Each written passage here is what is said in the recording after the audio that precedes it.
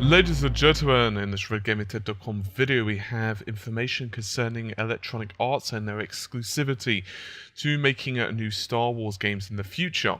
We all know by now, of course, that Disney have acquired the Star Wars property from Lucasfilms, and right now Disney have decided to give the license of Star Wars to Electronic Arts in a multi-year agreement to produce games.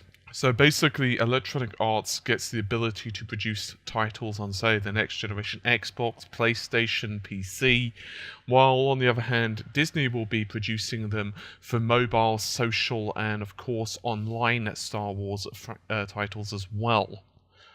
Now, a very good thing here is that EA Labels president Frank Gibu noted that Dead Space developer Visceral and Battlefield developer DICE are making Star Wars titles.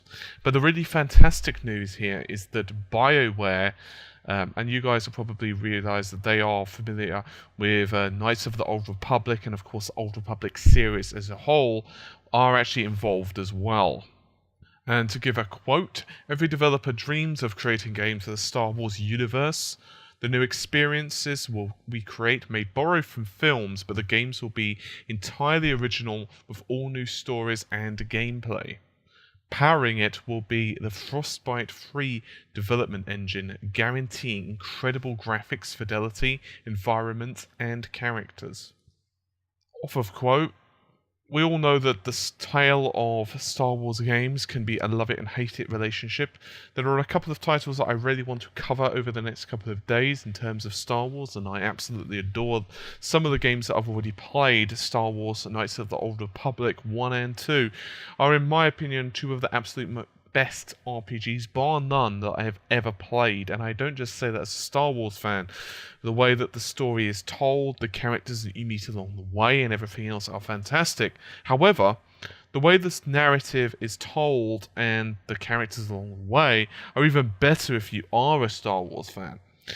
However, there have been some iffy games such as the Old Republic. Now, the Old Republic is, in my opinion, a fantastic game, but I think many would agree that it didn't turn out quite to the standard as what people were expecting. The storyline and so on is absolutely fantastic, true, but the actual multiplayer element and so on, I think that some of it wasn't thought out as well as it could have been, as well as I've heard that the end game experience isn't as good as what it could have been. To be honest with you, as I've mentioned in a couple of videos right now, I wasn't really interested in it because I came into the storyline from someone who absolutely loved Knights of the Republic 1 and 2, and I wanted to carry on. And quite frankly, I didn't really enjoy the online component because of that. I realized, however, that the online component isn't necessarily what you really need to play the game for, and the storyline is very good. And so I'll probably sign up for a free account just to check out the rest of the story, as a slight aside. However, there have been other tales of woe. I'm sure many of you will remember the trailers from Star Wars 1313, and that absolutely looked fantastic, to say the least, and I was really looking forward to it. However, it seems to be on permanent hold right now because of what happened with LucasArts. It's not really clear whether EA will continue moving on from that. They certainly have the expertise, of course, to do it. Now, some people are really against Electronic Arts. You know, some people absolutely hate the, developer. Some people are, they don't mind them. They don't really feel strongly either way. Personally, I actually kind of like EA in some respects. I do think that if they try, they can produce some really fantastic games. And Bioware in particular are definitely among my favorite developers, and obviously they are owned lock, stock and barrel.